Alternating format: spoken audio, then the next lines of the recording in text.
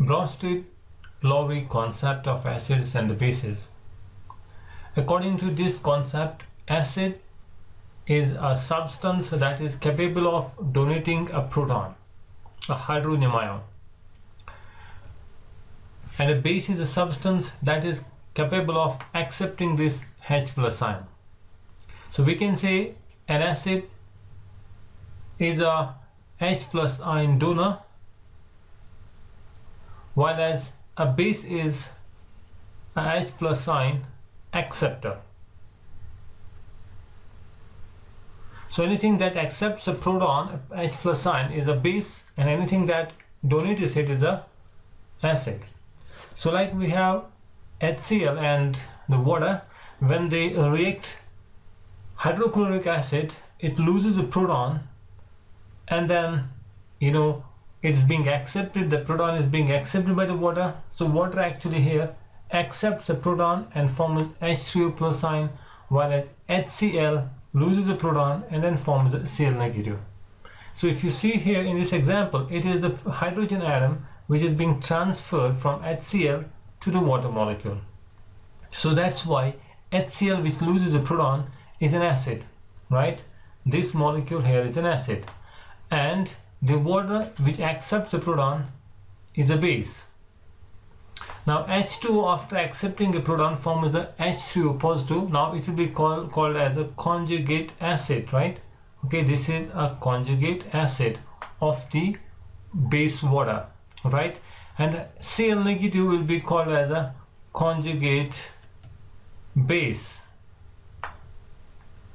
If you look at the reaction between the hydrochloric acid and the water, it is actually a transfer of a proton. Let me write down here the water molecule with the lone pair of electrons here. You see, we have a water molecule with two lone pair of electrons, and the hydrochloric acid, when it dissociates, both electrons, they remain with the chlorine. It forms the Cl negative here. It forms the Cl negative. Chlorine also has three lone pair of electrons. So you can see now that the Cl, when it takes both electrons here in the bond pair, now it has got the 4 electron pairs with one negative charge. Okay, and this hydrogen ion, H plus ion, from the HCl now forms a coordinate bond with the oxygen. So oxygen over here is a donor atom, and therefore you can call it as a H3O positive, right? So that means when the hydrochloric acid reacts with the water, HCl acts as an acid and the water will act as a base. Why? Because HCl is a proton donor, right? It donates the protons. So H plus ion donor is an acid, and here the water molecule accepts a H plus ion, so it is, you can say, H plus ion acceptor, and therefore acts as a base. Let's take here one more example of the reaction between the water and the ammonia. In this case, ammonia accepts a proton from it accepts a H plus ion from the water. So hydrogen H plus ion, hydrogen ion, is being transferred from water to the ammonia. So water, which actually loses the proton, will now act as an acid. Ammonia, which accepts a hydrogen ion, will act as a base. So ammonia, after it accepts a proton, after it accepts the hydrogen ion from the water, it will form NH4 positive, and the water, after it loses a proton, after it loses the H plus ion, it will form a hydroxyl group. So we can say here, this water, which acts as an acid because it is the hydrogen ion that is being transferred from water to the ammonia, water which loses a hydrogen ion and forms the OH negative ion. This OH negative is a conjugate base of the water, and ammonia, which accepts a proton and forms NH4 positive, it will be NH4 positive now is a conjugate acid because if you look at in the backward direction here, the NH4 ion, you can say it will release a proton that will be accepted with the hydroxide ion. So here now in the backward direction, NH4 positive will act as an acid and the hydroxide ion will act as a base. So therefore you can call it as a conjugate acid-base pair, right?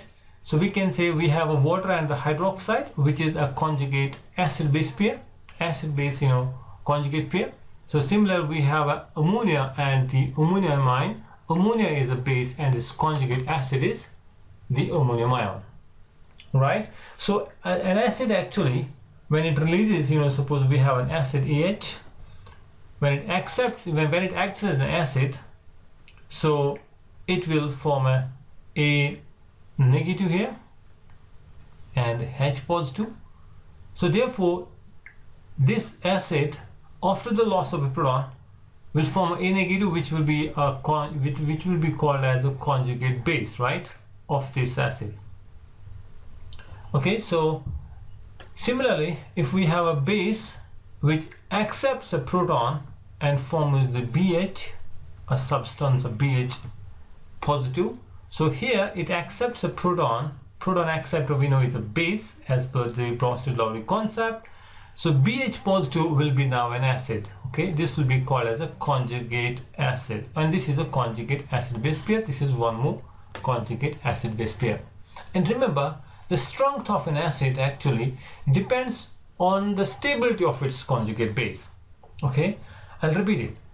The strength of an acid, how strong an acid is, actually depends on the strength, or you can say the stability, okay, the stability of its conjugate base. If you have a conjugate base stable, then the acid is stronger. If the conjugate acid here is stable, then the base is strong. So we can say stronger acids and the bases have more stable conjugate acid, bases and the acids. Alright, hope you got it. Thanks for watching the video. Bye for now.